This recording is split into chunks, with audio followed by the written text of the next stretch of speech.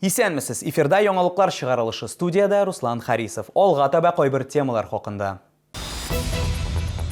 Бигештә рейслар соны артты. Хәзер аэропорттан нинди шәһәрләргә очарга мөмкин? Тышканнар һөҗүм итә. 7-13 йорты яшәүчеләре кимерүчеләргә зарлана. Ни өчен идарәче компания ярдәм итми? Шау-шусыз, каушауларсыз Татарстан Республикасында халыкка хәбәр бирү системалары тикшерү узды.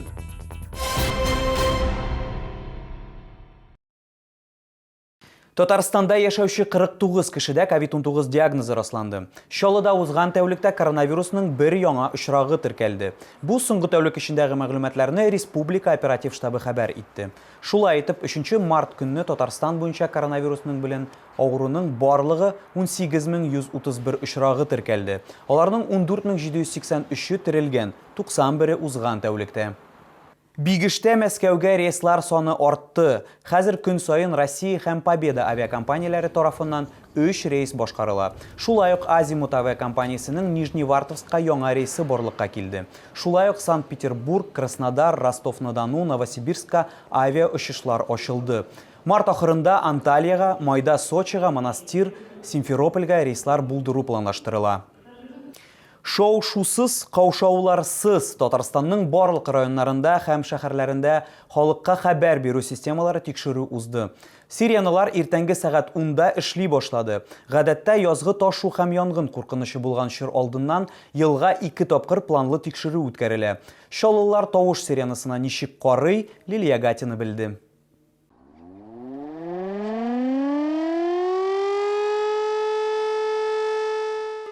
28-нче комплекста яшәүчеләр нәкъ менә шундый тавышны ишетә алды. Бу хәбәр итү системасы күп фатирлы 28-18 йорты түбәсендә урнаштырылган. Мондый тавыш сиреналары бүген бөтен Татарстан буенча эшләде. Бу җиһазларның әзерлеген техник тикшерү дип атала. Сигнал 1 минут дәвамында барды. Бу хакта халыкны алдан кисәткәннәр.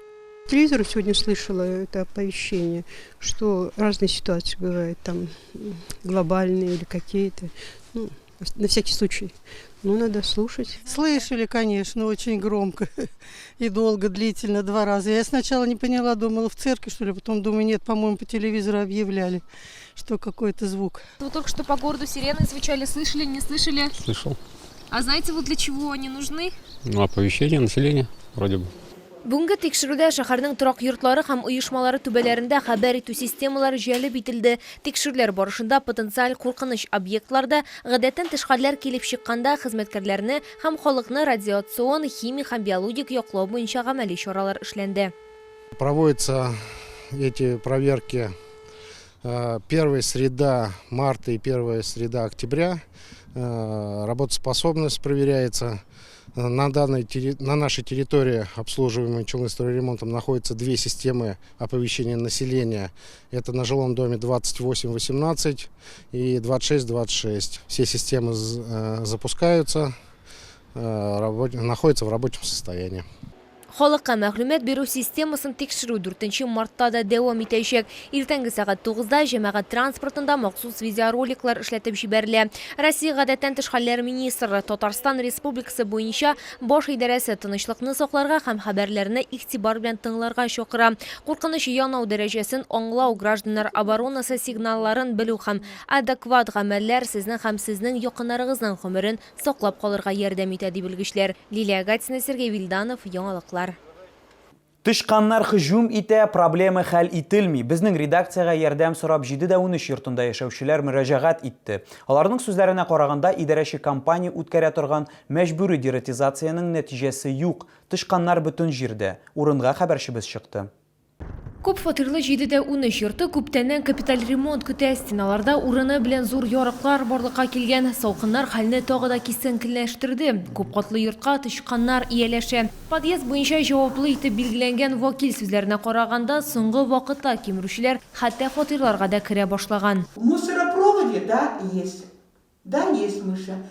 Мышам дорога везде свободна, они могут хоть где быть.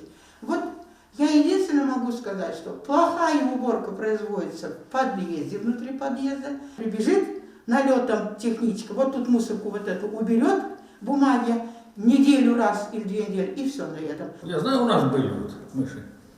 Вот. Вот я поставил мышеловки, и поставил это, яд купил, там рассыпал и наложил, погрызли, все, тишина сейчас нету. Раз они даже сюда мне залезли в карман, семечки погрызли.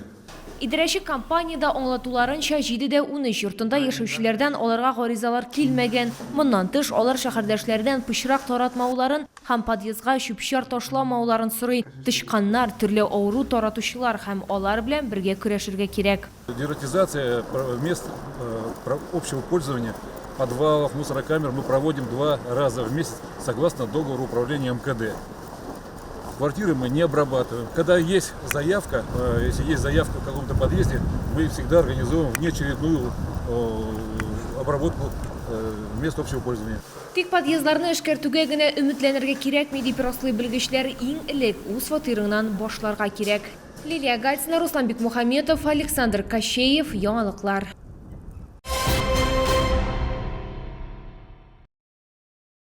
Территорияләр үсеше 2021 форумында төзелеш өлкәсендәге алдынгы яңалыклар белән танышырга һәм ремонт өчен материаллар табарга мөмкин. Экспо-Кама күргәзмәләр үзәгендә Татарстан Республикасы президенты һәм хөкүмәте, шулай ук шәһәр мэриясе ярдәме белән Строй Экспо Татарстан 2021 күргәзмәсе ачылды.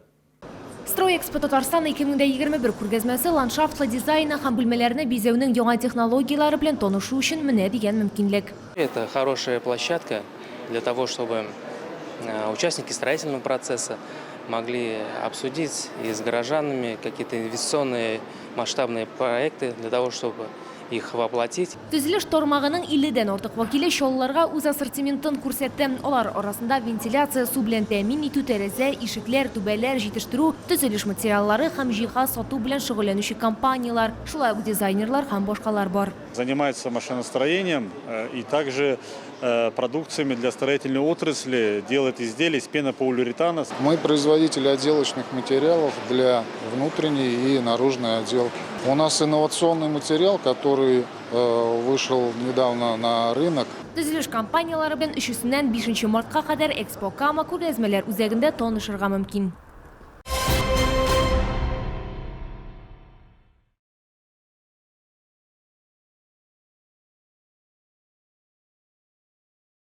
Март айында Татарстанда яшәүчеләр халыкара хатын-кызлар көне уңайыннан 3 көн рәттән ял итәчәк. Россия Федерациясе Хезмәт кодексының 112 маддәсе нигезендә 8 март халыкара хатын-кызлар көне эшләми торган бәйрәм көн булып санала. Шулай итеп, 5 көнлек эш атнасында 6, 7 һәм 8 март ял көннәре булачак, дип хәбәр итә Татарстан Республикасы Хезмәт, халыкны эш белән тәэмин итү һәм социаль яклау министрлыгы матбугат хезмәте. Бу сезгә җиткерәсе соңгы мәгълүматыбыз иде. Мин Руслан Харисов сезнең белән сау булашам. Игътибарыгыз өчен зур рәхмәт.